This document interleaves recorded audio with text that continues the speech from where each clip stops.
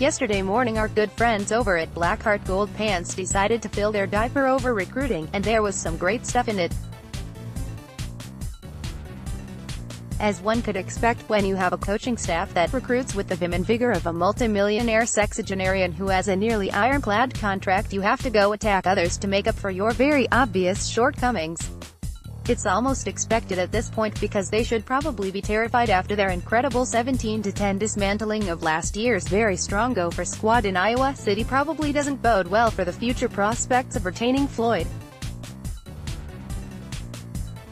But while they were throwing their toys out of the crib, there was one little nugget in there that stood out among the rest. Through 2 recruiting cycles with the Gophers, Fleck has seen nearly 40% of his commitments decommit ahead of signing day.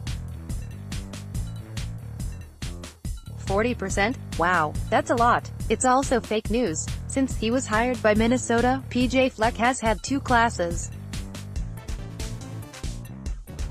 The first one was mostly his, with 21 of the 25 recruits signing on after he arrived here, and he had 1 decommit among players he had recruited. Last year there were 8 decommitments, in addition to another full class of 25 recruits, but Nolan Edmonds got back into the boat and Ahmad McCullough reclassified to 2018, and yes, he eventually should be included. But not for this exercise, and we're in those 8, that is actually 6. So in the 2 classes he's signed so far, Fleck has had 7 decommitments and 46 commitments. 53 total. That's 0.13.2%. A bit away from 40, isn't it? But what about the strong, ethical Iowa Hawkeyes? How have they done? In 2017 Iowa had 5 decommitments from a class of 22 signings, and in 2018 they had 3 leave the nest from a class of 23 commitments. 8 from 53. That's impossible.